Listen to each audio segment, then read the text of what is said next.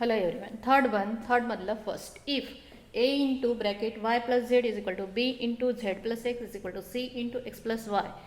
Out of a, b, c, no two of them are equal, then show that y minus z upon a into b minus c is equal to z minus x upon b into c minus a is equal to x minus y upon C into A minus B.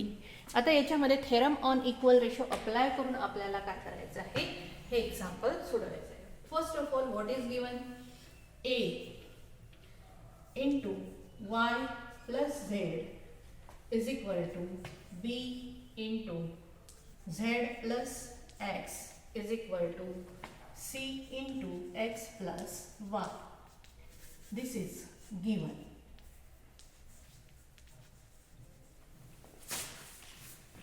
Now dividing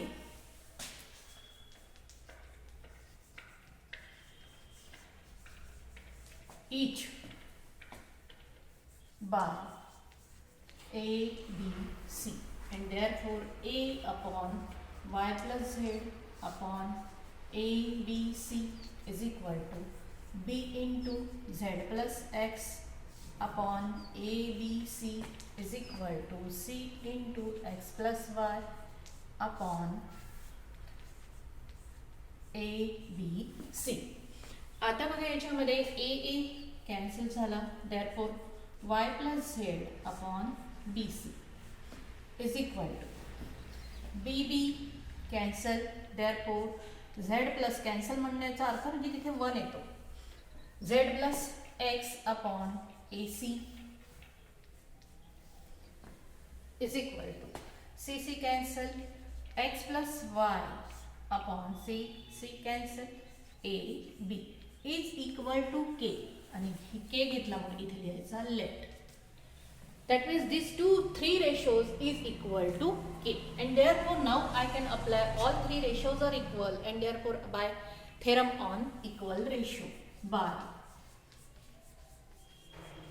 theorem on equal ratio. आता बघा आपल्याला तिथे काढायचं काय आहे, एक एक check करू. मी इकडच्या साईडला लिहिते काय काय काढायचं आहे ते. Y minus Z upon A B minus C is equal to, इथे लिहिण्याच्या ऐवजी मी इथे लिहिते, इथे दिसतो का इथपर्यंतचा पहिला portion Y minus Z upon A B minus C, हा एवढा पोर्शन काढायचा आहे आपल्याला.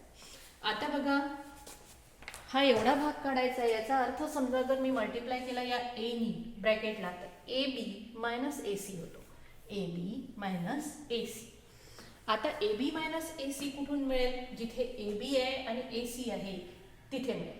मग आता इथे ए बी ला आधी आहे, ए बी मायनस ए सी आहे म्हणून याला आधी घ्यावं लागेल. अँड देअरफॉर हा पहिला portion x plus y upon AB is equal to z plus x upon AC is equal to k.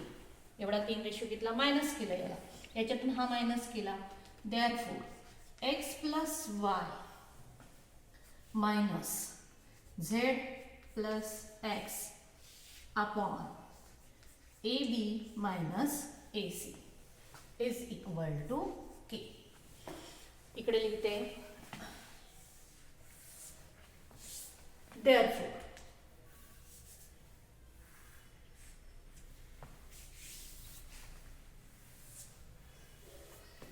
x plus y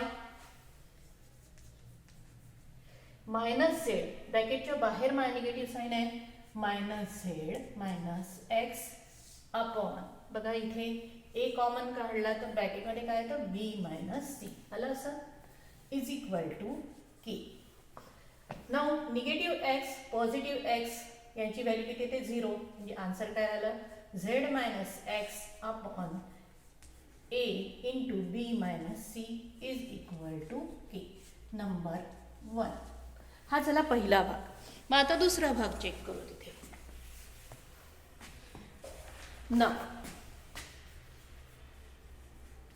आता दुसऱ्या पोर्शन मध्ये त्यांनी काय दिलेलं आहे झेड मायनस एक्स इथे लिहिते, इकडचं दिसतं हां.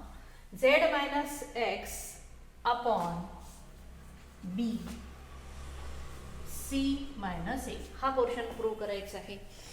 म्हणजे याची हा ratio is equal to K constant आलेला आहे. आता इथे बघा हा रेशो काढायचा सेम याच पद्धतीने काढायचा बी C minus B A.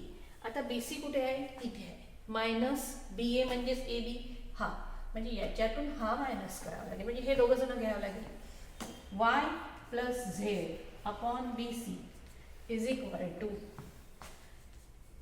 X plus Y upon A B is equal to K घेतला आपण हा. Therefore by theorem on equal ratio पुन्हा याच्यामध्ये थेरम ऑन इक्वल रेशो लावायचा आपल्याला. Y plus Z minus X plus Y. आता तुमच्या डोक्यामध्ये प्रश्न येत असेल की मॅडम तुम्ही तर प्लस म्हणाल्या होत्या, आपण वरच्यांचं ॲडिशन केलं खालच्यांचं ॲडिशन केलं तरीसुद्धा तो रेशो जो येतो तो इक्वल येतो. मग इथे तर तुम्ही प्रत्येक वेळी मायनस करून राहिले आहे.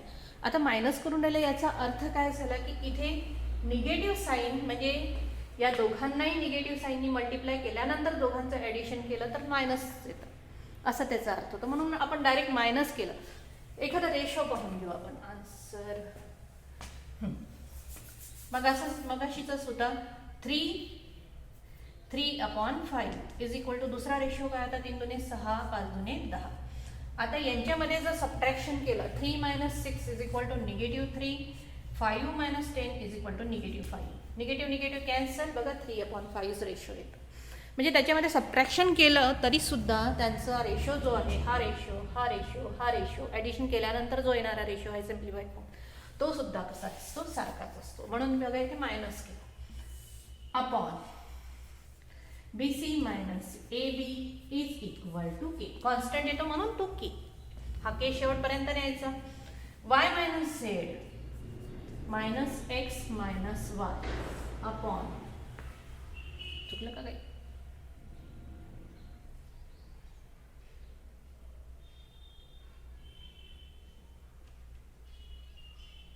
काढायचं काय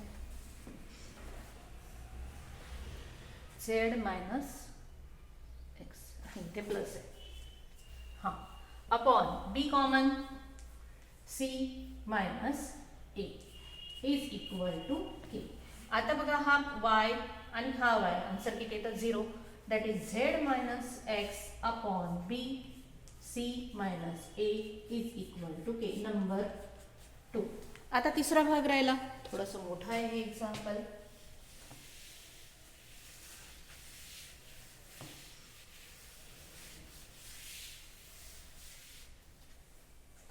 अरे मिटवलं मी. ए प्लस काय झालं होतं ते Y plus Z upon B C is equal to z plus x upon ac is equal to x plus y upon c म्हणजे ab. हा मग अशी रेशो आला तर याच्यावरूनच घेऊन राहिलो आपण कोणाला घ्यायचं हे डिसाईड करतो. आता बघा आपल्याला काढायचं काय X minus Y upon C A minus B म्हणजे A C minus B C A C minus B C म्हणजे हे दोघं जण घ्यावं लागेल. There again Z plus X upon A C is equal to A C minus B C म्हणजे हा Y plus Z upon B C is equal to K. And therefore theorem on equal ratio प्रत्येक वेळी लिहून राहिली मी by theorem on equal ratio z plus x minus y plus z upon AC minus BC is equal to K.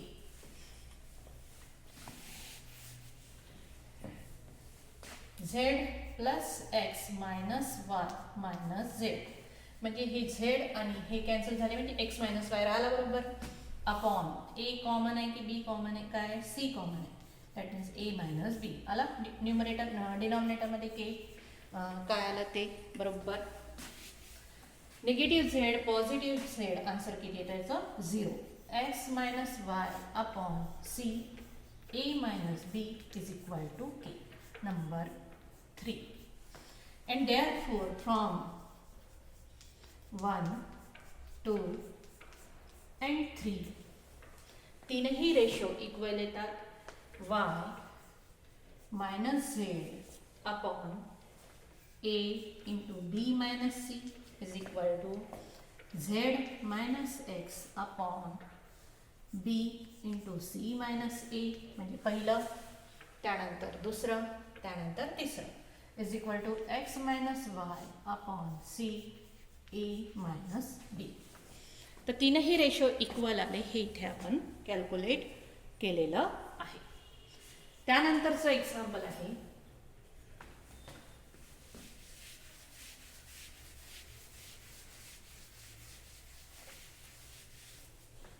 Second one third मधलं. If x upon 3x minus y minus z is equal to y upon 3y minus z minus x is equal to z upon 3z minus x minus y and x plus y plus z is not equal to 0, then show that value of each ratio equal to 1.